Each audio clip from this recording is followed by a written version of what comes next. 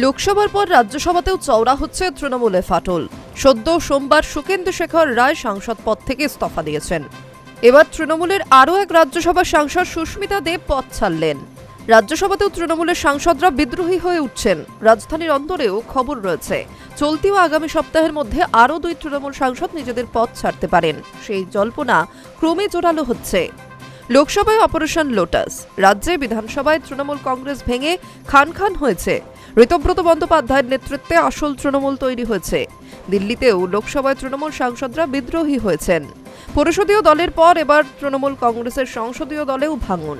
তৃণমূলের রাজ্যসভা সাংসদ সুকেন্দু শেখর রায় পদ থেকে ইস্তফা দিয়েছেন। এবার সেই একই পথে হাঁটলেন সুস্মিতা দেব। তৃণমূল নেত্রী মমতা বন্দ্যোপাধ্যায় ও দলের সর্বভারতীয় সাধারণ সম্পাদক অভিষেক বন্দ্যোপাধ্যায় দিল্লিতে রয়েছেন। সেই সময়ই দলের 2 রাজ্যসভা সাংসদ পদত্যাগ করলেন। সুস্মিতা দেব অসমের বাসিন্দা। দলের অসমের সাংগঠনিক দায়িত্ব ছিল তার উপরে। তৃণমূল সুপ্রিমো তাকে রাজ্যসভা সাংসদের জন্য মনোনীত করেছিলেন। জানা গিয়েছে, বুধবার সকালে দিল্লিতে রাজ্যসভার এই সাংসদের সঙ্গে অসমের মুখ্যমন্ত্রী হিমন্ত বিশ্ব শর্মার বৈঠক হয়েছিল। পাশাপাশি বুধবারই নরেন্দ্র মোদীর সঙ্গে চা চক্রে যোগ দিতে অসমের মুখ্যমন্ত্রী দিল্লিতে রয়েছেন।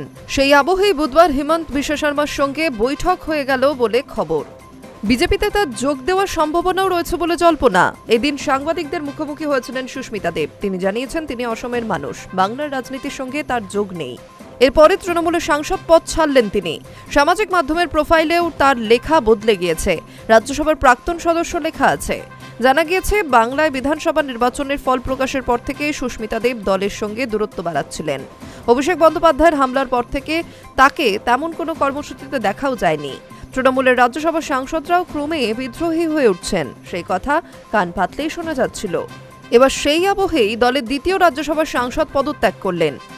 এই মুহূর্তে তৃণমূলের রাজ্যসভার সাংসদ সংখ্যা কমে দাঁড়ালো 11। তাদের মধ্যে আর কারা পদ ছাড়বেন সেই নিয়েই চলছে জোর জল্পনা।